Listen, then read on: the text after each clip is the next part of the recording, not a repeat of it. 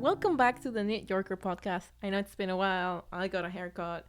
The summer's been going by, but I'm glad to have you back after all this time. It's been kind of a busy summer for me. I think it's both happened really fast and gone very slowly. A lot of things have happened. I've traveled and I've had people visiting. It's been busy. But I've also been busy knitting and making stuff, so I wanted to clue you in on what's been going on.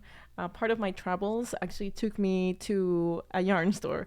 Well, I did end up going to Montreal for a weekend. I'd never been there before. Beautiful city. It was one of the places that I've always wanted to go, and it was a really nice experience. We were visiting friends, and during that time I also took time to go to a yarn store. I did do a little bit of research and found that there were quite a few yarn stores in Montreal, which I loved. A lot of like artsy stuff going up there.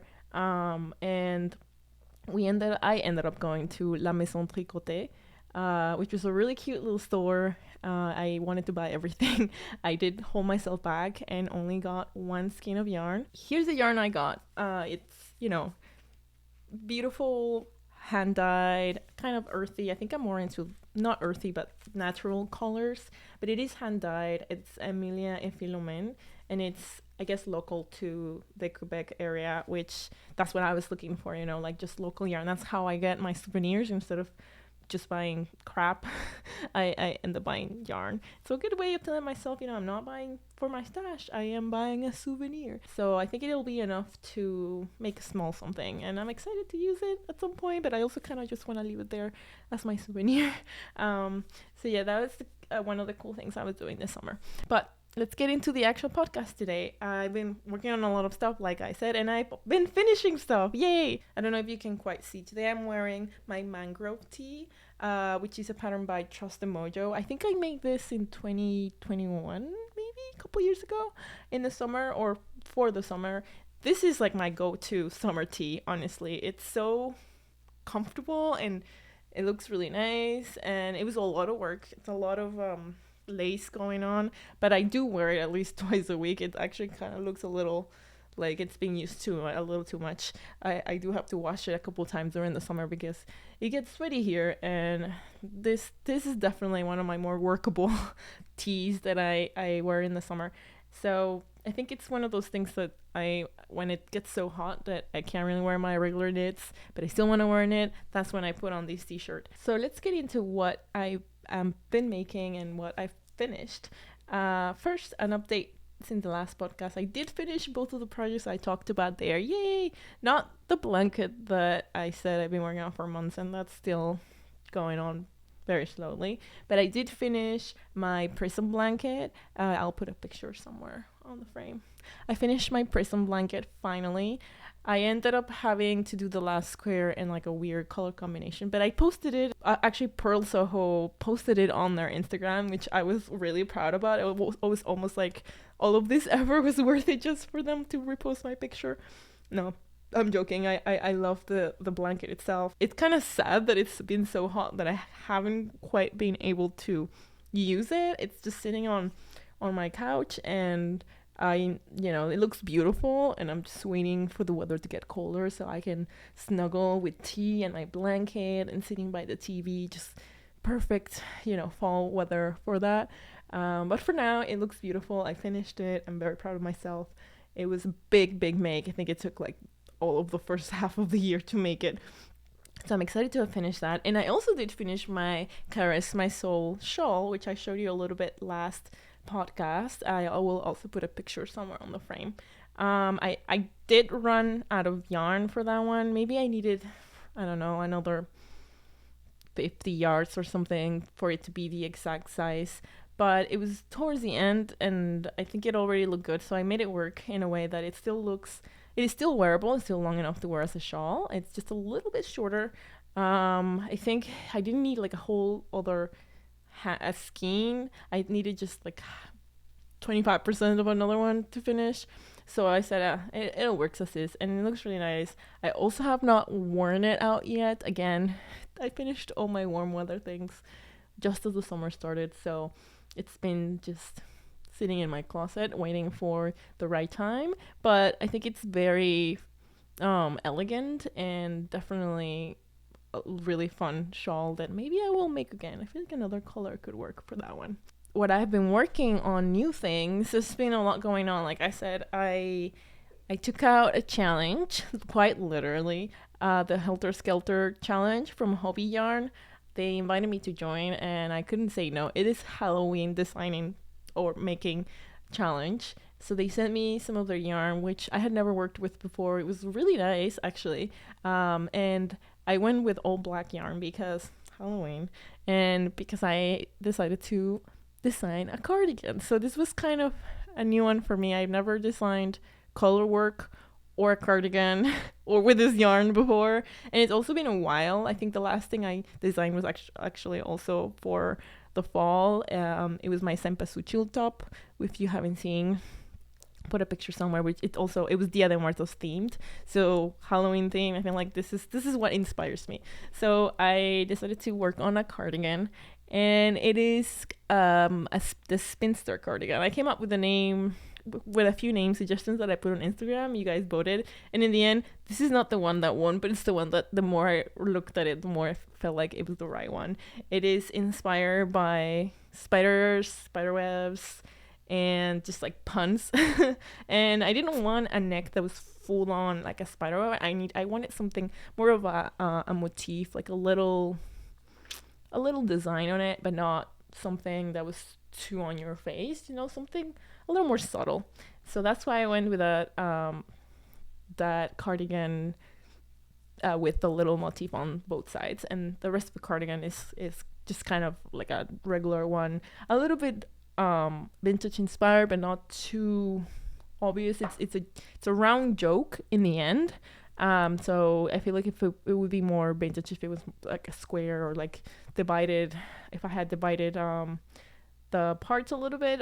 But anyway, it's being tested right now. I do still need some testers for the larger sizes. So if you are a larger size knitter or would like to knit the test, please write to me, and you're still on time to sign up. I am trying to get this out by the end of September, so it'll be tight, but not too tight by the time I post this. So I'll put the link below. I do have medium, large, regular, small sizes, but the larger sizes and the extra small are the ones that I still need to test. It's always a little bit harder to find testers for those sizes. And if you can't test but like the pattern, please keep an eye out. I will post it very, very soon, and it's gonna be fun. I can't wait to see all the different colors that my testers are making. I went with simple black and white, but some of them are doing some really fun color combinations, and I can't wait to show you. So that has been a lot of work, obviously, designing a pattern. It almost feels like the wheels in my brain are turning again, just because it's been a while since I've designed something, and it's definitely a lot more work, but it's been very fun. And so I haven't had a lot of knitting time for myself. When you're designing, you end up doing and redoing the same thing more than once, and it's definitely taken longer than what it would take to actually knit the pattern already finished. But I have been making some stuff, and I mean, ironically, not summer stuff. I feel like it's too late for that. If I make a summer pattern now, it will be too late to wear it for this summer. It will be for next summer. So instead, I've been trying to stash bust and not buy yarn. I'm going to my stash. So I ended up finding a pattern that fit some yarn that I already had. And what I had is this Barocco vintage yarn. I had like 1.5 skeins left from when I made a sweater back in 2019. I think it was my first wearable sweater. Like, I didn't make one before that I didn't quite like, and I either got rid of or gave away or unraveled. But this is the first one that I still have. I still wear. It's a Nurture sweater, and I love it. And this was actually yarn that was gifted to me by my friend Reba, who we were paired in one of those yarn exchange things, and she very lovingly put this package for me together. And so I still had some of that yarn left from that Nurture sweater, and I didn't know what to do with it. It was worsted yarn, so I looked for patterns, and I found the best. Actually, it's called the Ribblesdale Best. The Ribble Still Best, pattern by Lily Kate France. I am not quite done yet, but I can show you what I have so far. You can kind of see it's the best. And the color. But turns out I already am running out of yarn. I definitely did not calculate enough yarn for this one when I looked for it. But I think it's fine. I will buy one more skein of Morocco Vintage on the same color. I know it won't be the same color dye, but I think it'll work out because the way that the pattern works is the whole body is brioche, and then you pick up the sides and the underarms, and then you have more of an edge for all of it. So I have enough yarn to finish the body, and then I will use the other color dye a lot for the edges and for the ribbing at the bottom. So I think it'll work out even if it's not exactly the same color. I guess I will end up buying yarn even though I wanted to use it from my stash, but we're getting there. That's everything I've been working on. Fingers crossed that the best looks good, and fingers crossed that the cardigan comes out in time for all of y'all to knit it for Halloween. And let's get on to today's topic, which is all about the summer, as I've been talking about this whole time. It's always when I get to the summer that I do become slower of a knitter, partly because there's more time to be outside and do stuff out, that I don't end up sitting inside and knitting as much. Also just being hot, and I don't know if you know, but in New York City this summer just is, the humidity gets really high. We're in the peak right now. I turned off the AC just to record this, and I'm already regretting it. So it's kind of harder to snuggle up with some big project that is warm, which is why I end up either turning for cotton and cotton patterns like these tee, or sometimes I switch to sewing or to cross stitching or doing other things that are still related to fiber but not as warm. But I was kind of curious to see what y'all do in the summer. Do you stop? Do you keep going? Do you make something else? So I put out the question for y'all, as always, on my Instagram, and these are some of the responses that I got. So this first one says, new to summer knits. Usually I keep plugging away with my winter projects, but I love tanks now. I don't know if it's that summer knits are becoming more popular. I've seen more and more patterns pop up recently, and even the patterns that I make, I've made quite a few summer ones, like 2 or 3, quite a few compared to how many I've made in general. I think for crochet, maybe it's more, a lot of crochet is more like summer inspired. I mean, unless you make blankets or other sweaters, of course. But there's just a lot of bras and bralettes that are made with crochet, not as much with knit. So tanks are a good way to think of. Tanks and tees, I think, are something that a lot of people turn to. Someone else said, other than socks, summer for me is for plant fibers only. And I'm forever trying to find cotton sock yarns too. I've never actually seen sock yarn for cotton sock yarn, and I'd be curious to at least find a blend. That would be really interesting for the summer, like a short sock pattern that could be made with cotton. But on the other hand, I can't imagine that holding their shape very much. I feel like with cotton yarn doesn't really keep the shape as much as wool would. But maybe if it was a cotton and something else, I don't know, like a combination of fiber, maybe that would work. That'd be interesting. Plant fibers only, it's a good way of looking at it. I haven't worked with a lot of plant fibers other than cotton that I can think of. Bamboo, maybe, is that what they were thinking? Yeah, I've never worked with bamboo. If you have, let me know how that is. That probably would be another good summer making fiber. Someone else said, I love making socks on summer. I never thought about it. I mean, I've obviously made socks at some point in the summer probably, but I never thought about socks as a good summer pattern, and that's a good idea. I mean, it's smaller, don't get as hot, like having a sweater or blanket or something huge on top of you. It's more what I'm thinking, as you're making. So socks, good way to go. Someone else has said, mostly tops, cotton or silk, but also socks. Okay, we're starting to see a pattern here. Tops and tees in cotton, linen, or cotton merino. Actually, I think this yarn that I got is linen, now that I think about it. It's 70% linen. Yeah.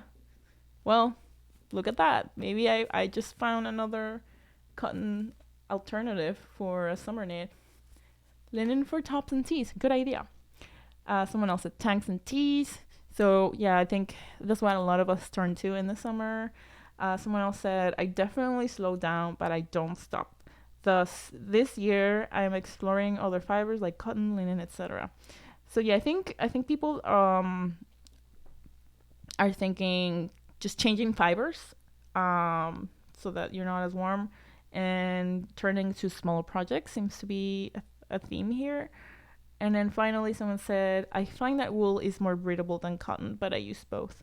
That's a good way of putting it. I guess it's more breathable when you wear it, depending on how thick the garment is. Especially if you're making or wearing something with light fingering yarn, I could see that how it would be a lot more breathable and a lot lighter.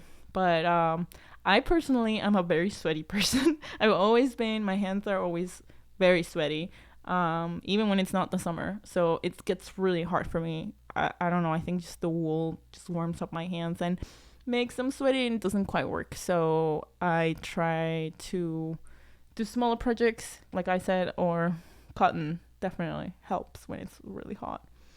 Or turn up the AC and then just get through it.